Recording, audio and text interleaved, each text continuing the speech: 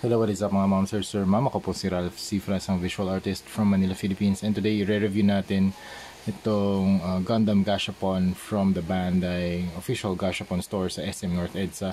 Shoutout to Sir Dan, sa kanya ko nakuha to. Nabili ko to sa kanya. And meron kasi siyang duplicate siya. So, testing ako. Ito yung first na armor ko. Tapos ito yung pangalawa. Ito yung first pull ko sa Bandai Gashapon store. It's the Giara Zulu. Ito naman si Jagan Type D. I think Type D ito. Yan. Ito yung likod. So review lang natin siya very quick kasi gagawin natin siyang custom repainted. Yan. Kapag nabili niyo siya sa Gashapon, meron nasa runners din, katulad ng paano binubuo yung mga model kits. So doon din siya galing. Meron din siyang runners, nasa loob siya ng plastic na sphere, colored na spheres. Tapos yun nga, isang technique para malaman nyo kung ano yung mga lalabas dun sa mga Gashapon boxes or containers. Pwede nyo silipin. I think pwede naman siyang magdala kayo ng flashlight. Tingnan nyo lang kung ano yung color ng box. Ay, ng sphere. Tapos, pag nakita nyo yung color ng sphere, check nyo lang din kung ano yung...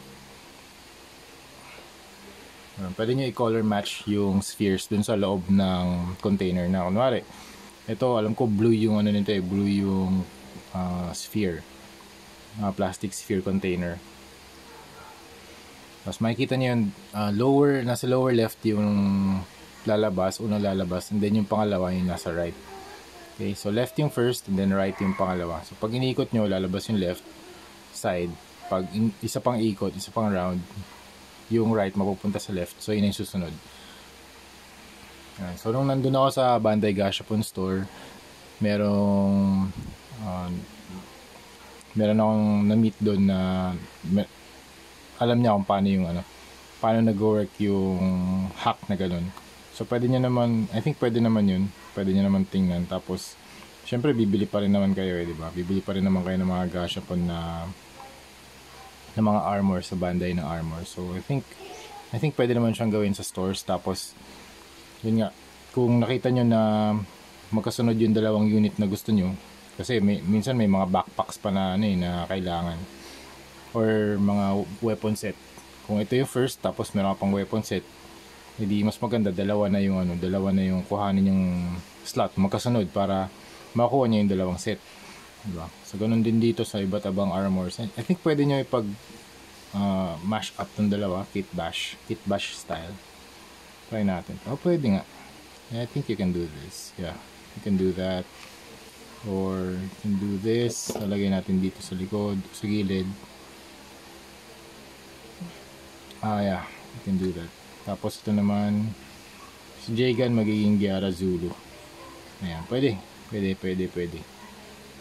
Pwede nyo silang i-interchange. Yung mga armors, yung head armor, yung backpack, yung guns, yung... Lahat yan compatible. Compatible yung pegs nila. Ayan. Yan, so if you're planning to do some kit bash na mga armors, pwede. Kunwari, ito si Jagan, gagawin yung...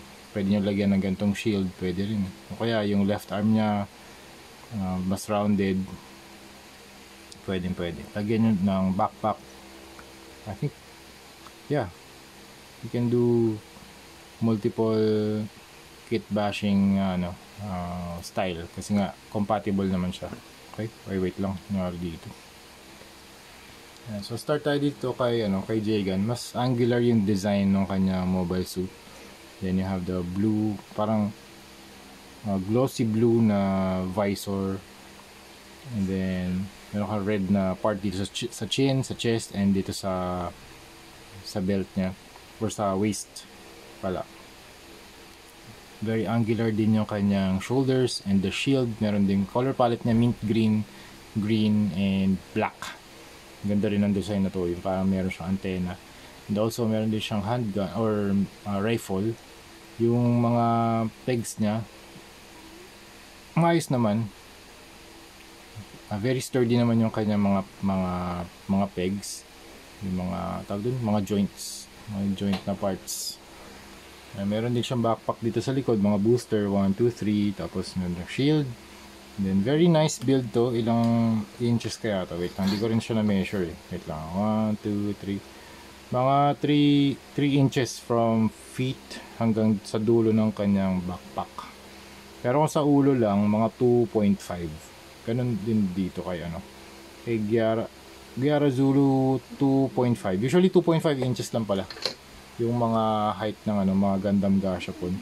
Tapos dito naman kay Zulu, mas astig din yung design niya kasi rounded yung head, very rounded naman yung ano.